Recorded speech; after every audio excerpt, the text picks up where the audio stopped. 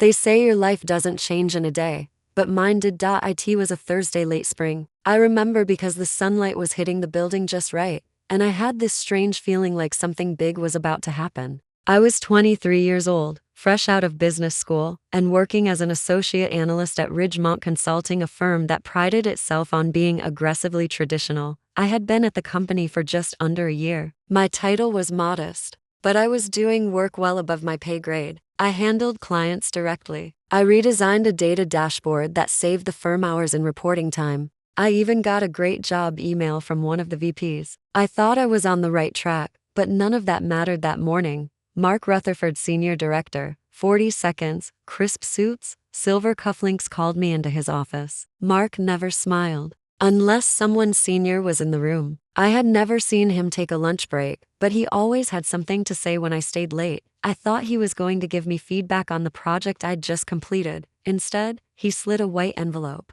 across the desk. "Listen," he said, leaning back like this was just routine. "You've done well, very enthusiastic, quick learner, but we've decided to move in a different direction." I blinked. "Wait, are you saying I'm fired?" He sighed. "Look, you're sharp. I'll give you that. But honestly, you're just too young for this kind of work. Clients want people with experience, people who look the part." There it was, that word, young.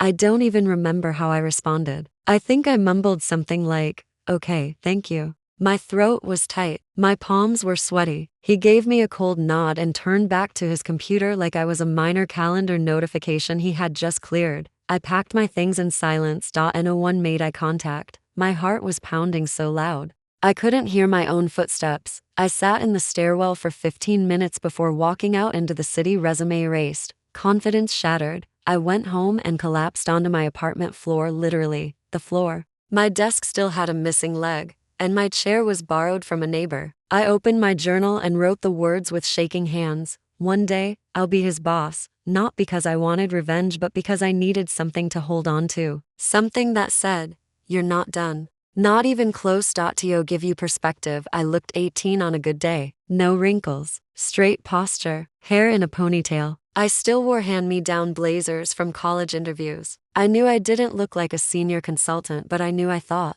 like one. That had to count for something, but in that moment, it didn't. All I had was a cardboard box, a bruised ego, and a burning determination that something good had to come from this. That day didn't end with a dramatic turnaround or a miracle phone call. It ended with me staring at the ceiling, wondering how the hell I'd prove that I wasn't too young. The days after getting fired blurred together like a foggy film, real coffee stains on receipts, half-eaten takeout boxes, unanswered emails, and a stifling silence that seemed to hang in the air like smoke. I didn't tell my parents for a week. They were so proud of me for landing that respectable job, first one in the family to get into business school, first to move out to a big city. My mom still told neighbors I worked with the Wall Street people. I couldn't bring myself to explain that I had been let go, not for stealing, not for failing, but for something I couldn't even control, my age. For a while I just existed. I applied for dozens of jobs, but each time I opened a new application, I felt smaller. The words entry level felt like a punch. I had already been in the arena. Now I was being asked to go back to the bleachers.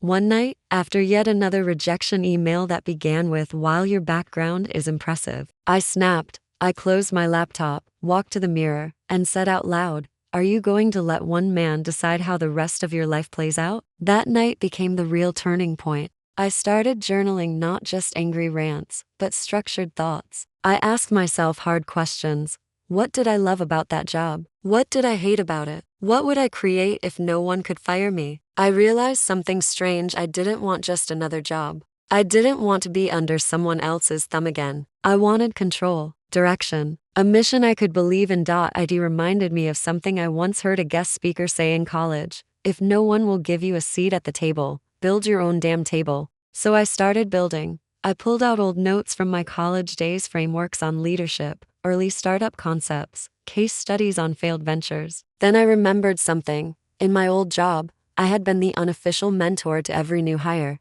People would come to me when they didn't understand something. I wrote onboarding documents, designed slide decks, led training walkthroughs. I even drafted an internal mentorship program proposal once, but Mark shelved it.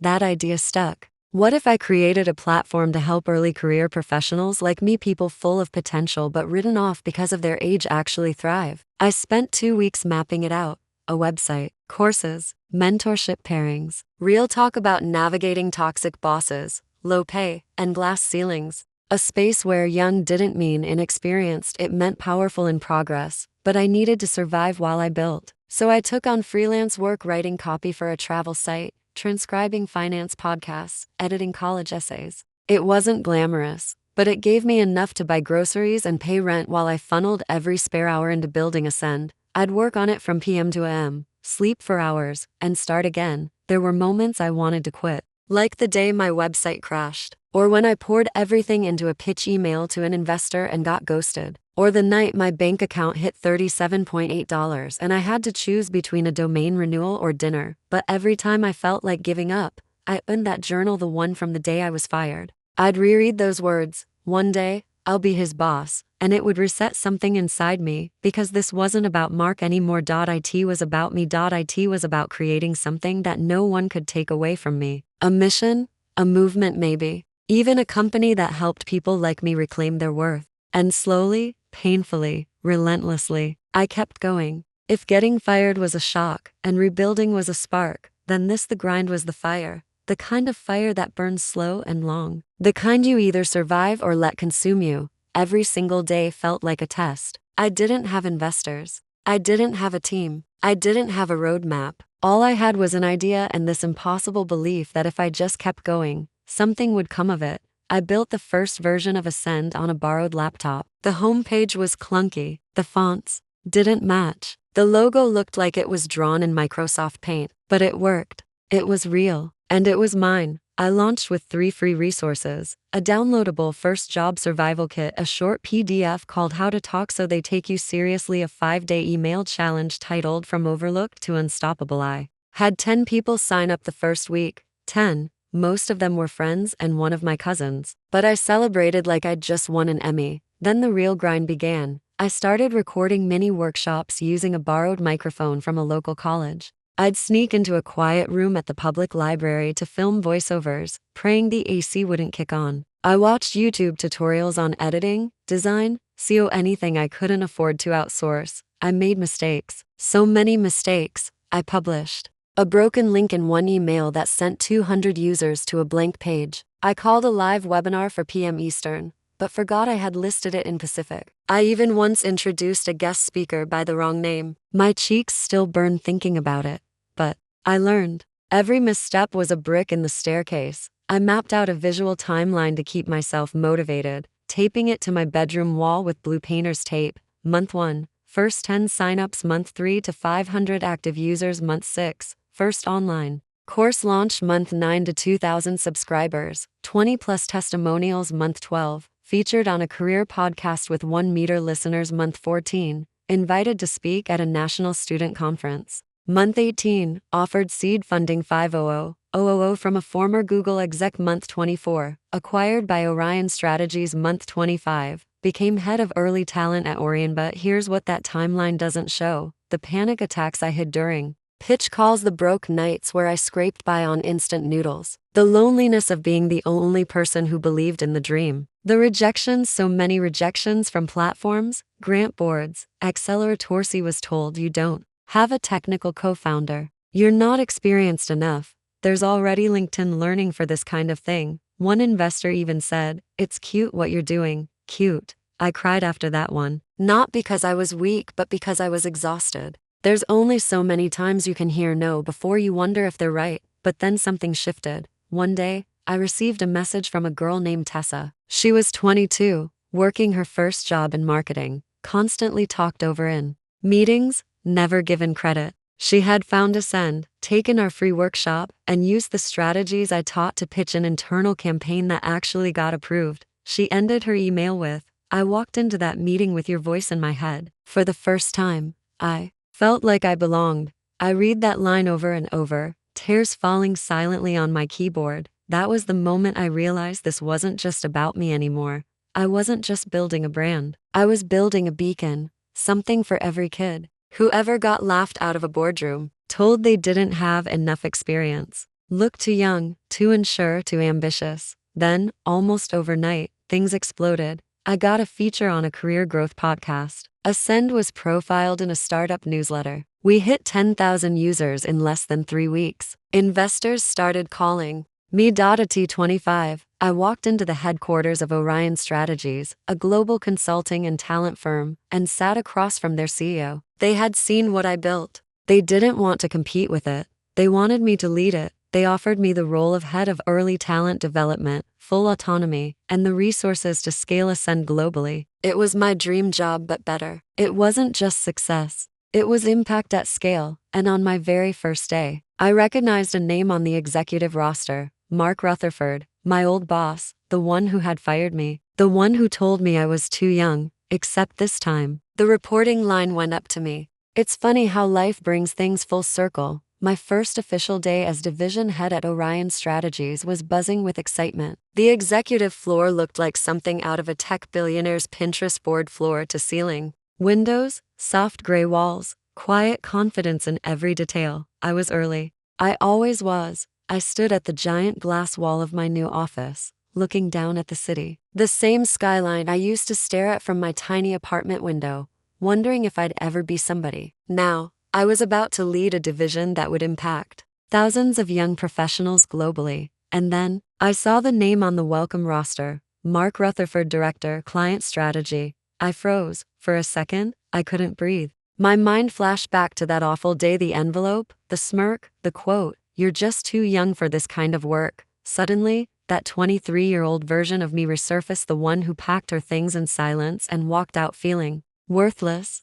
Except today, I wasn't walking out, I was walking in. Later that morning, we had our first executive team sync. It was a small group, 7 of us around a long oak table. I entered the room and felt his eyes on me before I even saw him.